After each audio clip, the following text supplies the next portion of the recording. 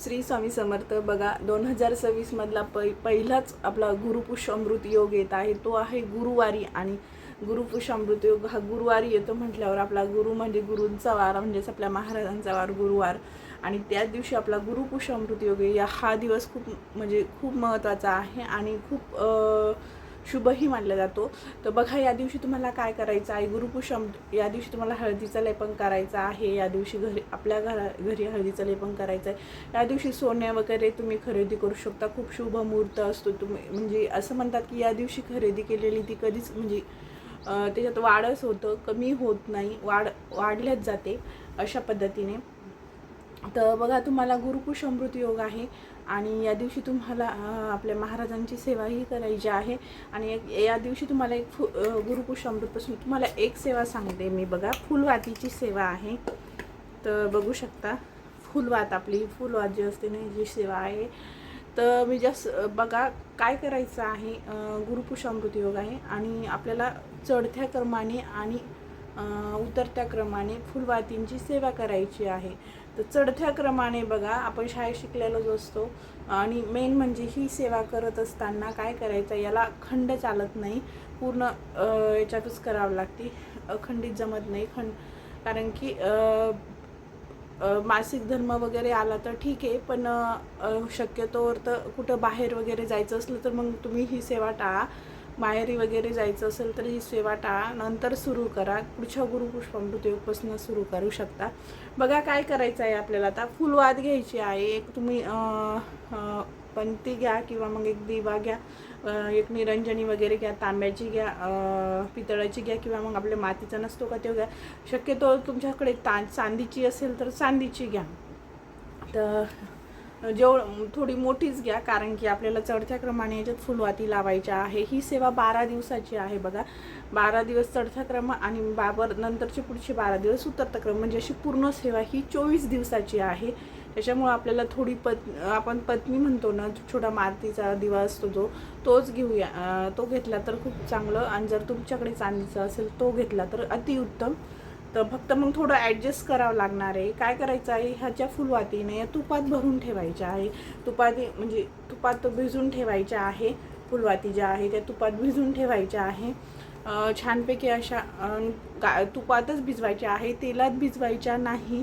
आणि काय करायचं आहे बघा, पहिल्या दिवशी म्हणजे आता 23 तारखेला गुरुवारी काय करायचं, आपल्याला एक फुलवात घ्यायची आहे आणि ती आपली अशी बघा तुपात भिजवल्यानंतर अशी फुलवात घ्यायची आहे. आता समजा हा दिवा धरा तुम्ही, हा माझ्या हाताला दिवा समजा याच्यामध्ये ठेवायचे आहे आणि ही लावायची आहे. थोडंसं तूप टाकायचं आहे आणि ऑलरेडी तुपात भिजून घ्यायच्या आहे. ह्या तो टाकायची आहे. आणि काय करायचं आहे बघा, कुठल्या सेवा करायच्या आहे बघा. तर याच्यावरती सेवा कुठल्या करायच्या आहे बघा. एक वेळेस श्रीसुक्त म्हणायचं, एक वेळेस श्रीसुक्त फलश्रुती सगत फलश्रुती पूर्ण म्हणायचे आहे. श्रीसुक्त म्हणायचं, फलश्रुती म्हणायची आहे. फलश्रुती म्हणताना हात जोडायचे आहे. नंतर विष्णू गायत्री मंत्र म्हणायचा, लक्ष्मी गायत्री मंत्र म्हणायचा आहे. 16 वेळा मी जे मंत्र सांगणार आहे आता ते पूर्ण 16 वेळेस म्हणायचे आहे. विष्णू गायत्री मंत्र म्हणायचा आहे, कुबेर मंत्र म्हणायचा आहे, विष्णू गायत्री मंत्र, लक्ष्मी गायत्री मंत्र, कुबेर मंत्र, नवारोम मंत्र आणि आपल्या स्वामींचा म्हणजे श्री स्वामी समर्थ महाराजांचा मंत्र, गुरूंचा मंत्र म्हटल्याशिवाय कुठलीच सेवा पूर्ण होत नाही. महाराजांची एक माळ घ्यायची, बाकी सगळे मंत्र जे आहे ते 16 वेळेस म्हणायचे आहे. बघा अशा पद्धतीने तुम्हाला करायचं आहे. तर आता तुम्ही गुरुवारी बघा, गुरुवारी तुम्ही एक फुलवात लावणार, तर तुम्ही शुक्रवारी किती लावणार, 2 लावणार. बघू शकता, शुक्रवारी 2, शनिवारी 3, रविवारी 4, अशा पद्धतीने तुम्ही वाढवत जाणार.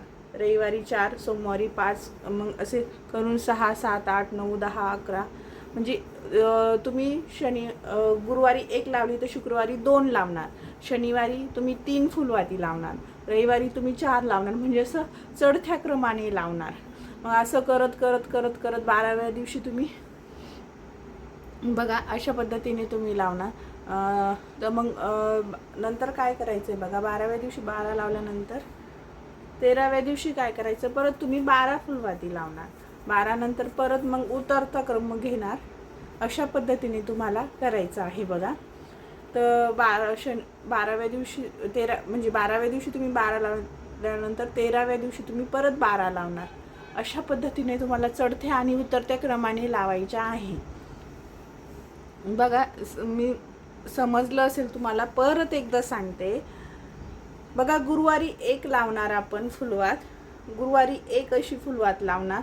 तर शुक्रवारी आपल्याला 2 फुलवाती लावायच्या, म्हणजे चढता क्रम. म्हणजे आपण त्याच्यामध्ये 1 वाढवली बघा, 2 लावल्या. परत शनिवारी तुम्ही काय करणार, 3 लावणार. अशा पद्धतीने लावणार तुम्ही. तर ते कारण की बसायला खूप दाटी होते, त्याच्यामुळे जेवढी थोडंसं मोठं असतं ना ते पण ती त्याच्यामध्ये लावा. आणि याच्यावरती सेवा सांगितलेलं आहे बघा. तुम्हाला श्रीसूक्त म्हणायचं आहे, विष्णू गायत्री मंत्र म्हणायचं आहे, कालभैरवाष्टकी म्हणायचं आहे, आणि 16 वेळा विष्णू गायत्री मंत्र, लक्ष्मी गायत्री मंत्र, कुबेर मंत्र, आणि नंतर 1 माळ श्री स्वामी समर्थ मंत्राची, आणि 16 वेळा नवार्णव मंत्र. अशा पद्धतीने तुम्हाला म्हणायचं आहे. आणि जेव्हा जेव्हा आपण दिवा वगैरे ते शांत झाल्यानंतर निर्माल्य, ते खाली थोडंसं बघा हे कापसाचं राख, तर ते बाजूला काढून घ्यायचं आहे, एका छोट्या प्लॅस्टिकच्या डब्यात ठेवायचं आहे. अशा पद्धतीने तुम्हाला ही सेवा काय, तुमचे कितीही नडलेले कामं असू द्या, ह्या सेवेने काय होतं सगळ्यात मेन, ह्या सेवेने काय, तुमचे कितीही नडलेले कामं असू द्या ते तुमचे पूर्ण होतील. तुमच्या म्हणजे तुम्ही किती मोठ्या प्रॉब्लेममध्ये असू द्या, नक्की तुमच्या त्या प्रॉब्लेमला कुठे ना कुठेतरी सोल्युशन भेटेल. असं या सेवेचं फळ आहे, आणि हे मनापासून करा, फळ नक्की भेटेल. बघा, तुम्हीच अनुभव सांगसाल की नाही मी ही सेवा केली आणि मला हा अनुभव आला. बघा, व्हिडिओ आवडल्यास चॅनलला लाईक, शेअर, सबस्क्राईब नक्की करा. भेटूया अशाच एका नवीन व्हिडिओमध्ये. तोपर्यंत श्री स्वामी समर्थ सगळ्यांना.